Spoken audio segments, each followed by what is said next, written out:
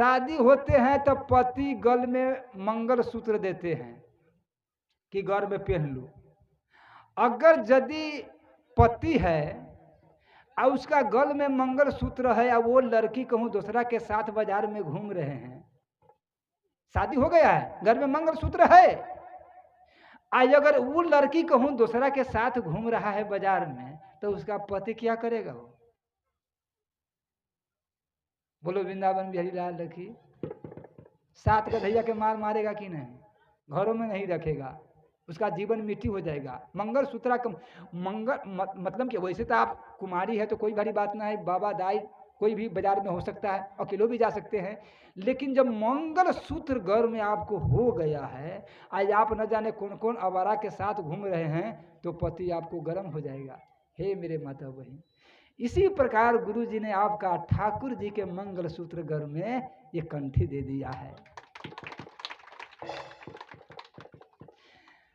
हमारा शादी हो चुके हैं हम लोग का, मेरा पति ठाकुर जी है, वो मेरा घर में मंगल सूत्र बना रहे हैं। आई अब यदि हम शराबी के साथ घूमते हैं, हम कबाबी के साथ घूमते हैं, वो झगड़ा जो करते हैं, वो लीला चिंता जो बतियाते हैं, न जाने क्या क्या बतियाते हैं, चोरी डकैती क्या क्या करते हैं, अगर उसका साथ हम घूमेंगे तो मेरा पति, मेरा ठाकुर जी क्या गर्म नहीं हो जाएगा? अरे और घूमता है तो कोई बड़ी बात नहीं है, वो अभी कुमार है, जिसका घर में तुलसी न है, तो वो न जाने कि क्या है, 84 लाख में कहाँ कहाँ जाएगा। लेकिन हम लोग का बोलो वृंदावन बिहारी लाल की। तो कमती में अब जो हो गया से हो गया है, कमती में जो घर में तुलसी आ गया है, हम गुरु जी के शरणागति हो गए हैं, हम ठाकुर जी के पति मान चुके हैं, तो फिर इस संसार के। हाँ, एक और बात ध्यान दीजिएगा, अगर बेटा मेरा जो शराबी है, कबाबी है, उसको साथ आपको नहीं देना है, उसको मार्गदर्शन करना, ये बात नहीं है कि हमको मार्गदर्शन करने जाना है। हम जितना जो है, हम लोग सब सखिए हैं, सब स्त्री है, पुरुष कोई नहीं है। आप कहिएगा बाबा ये, अरे ये बड्डी के देखने से कोई पुरुष हो जाएगा थोड़ा ही, हम सब पुरुष एक ही गो है। ध्यान दीजिएगा, यही भ्रम में नहीं लगेगा कि हम पुरुष है। अरे ये पगला, तू कितना दिन तक, तू तो कितना बेरी औरत बना, कितना बेरी, क्या पुरुष कभी औरत नहीं बना है? नहीं, कितना कहाँ न पढ़ा है?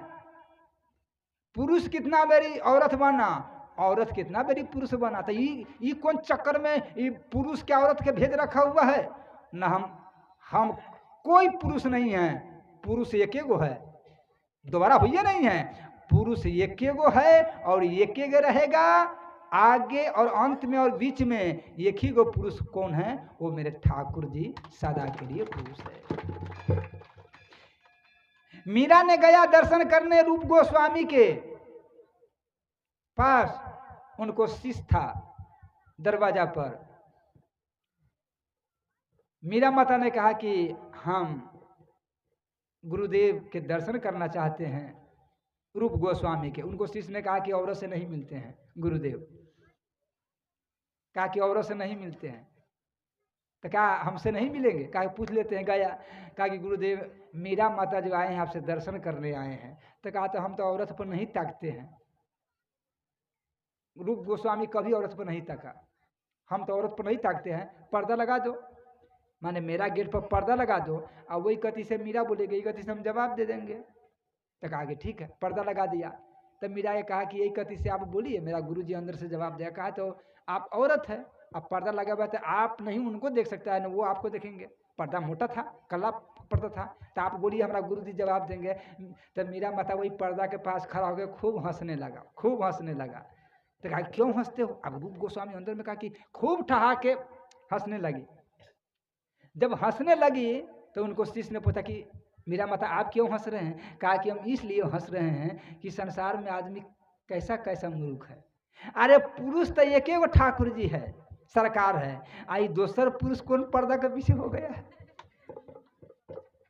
दोसर पुरुष कौन है? क्या आपका गुरु पुरुष है? जैसे कहा तो पर्दा के फाड़ दिया रूप गोस्वामी, और तुरंत मीरा के चरणों में गिर गए कि आप मेरे गुरु है, आप ही मेरे ज्ञान दिए। बोलो श्याम रामचंद्र की।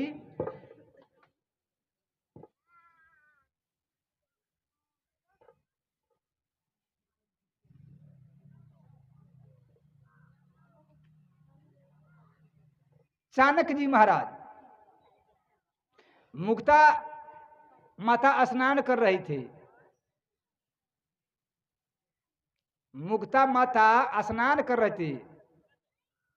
चांग देव, ज्ञानेश्वर जी के बहन मुक्ता जी, चांग देव बहुत बड़ा ज्ञान है, माने तपस्या क के 14 बरस के 1400 बरस के उम्र बढ़ा लिया। 100 बरस आदमी जीता है, 1400 बरस की उम्र तपस्या करते करते अपना शरीर के बढ़ा दिया।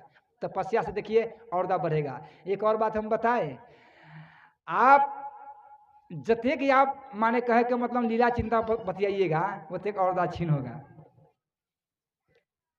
आपको बुद्धि विवेक रहन सहन सब बेकार हो जाएगा। दूसरा के लीला चिंता कहा सुने, मार पीट दूसरा के सामान, ये सब कुछ कहा सुने, जतेक बतियाइएगा तो औरदा छीन होगा। एक और बात कहें, जतेक प्रभु के भजन कीजिएगा, पूजा पाठ नेम व्रत कीजिएगा, उतने की आपके औरदा सरकार बढ़ा देगा तपस्या करने के लिए, पूजा करने के लिए। चाणक्य जी महाराज उधर से आ रहे थे, तब मुक्ता माता स्नान कर रही थी। जवान लड़की, बेचारी गरीब थी,